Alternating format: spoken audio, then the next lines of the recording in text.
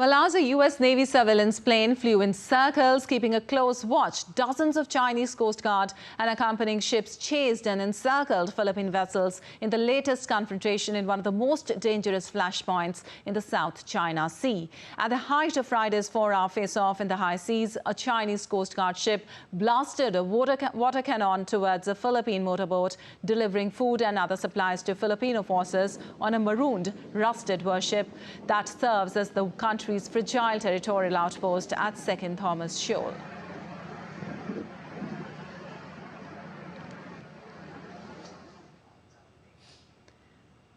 And for more, DD India correspondent Patrick Fok joins us from Singapore. Well, Patrick, this was described as one of the most dangerous encounters amid all the recent confrontations we've seen between the two sides in the South China Sea. Can you tell us more about what actually happened?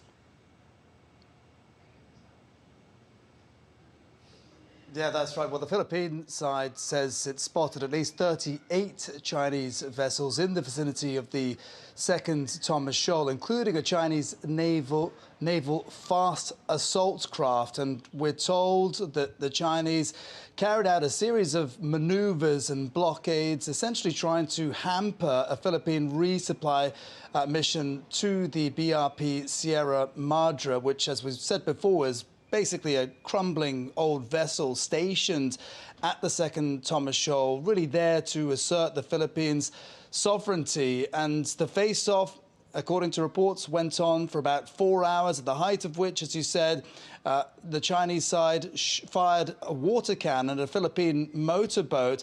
That in itself is dangerous, but also the fact that the Sierra Madre is an actively commissioned warship means that any sort of attack on it would be considered an act of war. All of this while, as you mentioned earlier, there was a US Navy surveillance plane that was monitoring the entire confrontation from above. And the real concern here is this is the sort of thing where any misstep could result in very serious implications of the nature that would involve drawing the US and the China together into potentially a situation where there might be conflict between the two sides. And it's got to be said as well that in recent weeks, the Philippines and China seem to have been upping the ante. The Philippines have been carrying international media on some of its naval vessels to try and demonstrate to the world some of the acts of aggression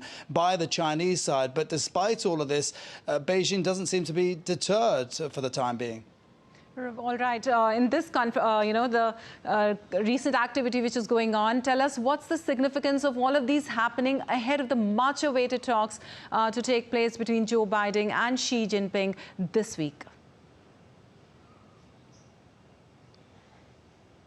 Yeah, well, as we've been hearing, the two sides are going to be having very detailed conversations, and you would have to imagine that this is going to be high on the agenda because it directly involves both the US and China, and particularly because of the very testy confrontations that we've seen in recent weeks. The US has reasserted the warning that it is obligated to defend the Philippines in any sort of situation where there is an attack or confrontation involving Philippine vessels. And there is this sense as well that China, knowing that the US is very much focused on the Middle East and Ukraine and doesn't want to be embroiled in any sort of conflict anywhere else in the world, does not want to be drawn in. And there is this sort of sense that President Xi may use this as a sort of bargaining chip. But as we heard in the report just a moment ago,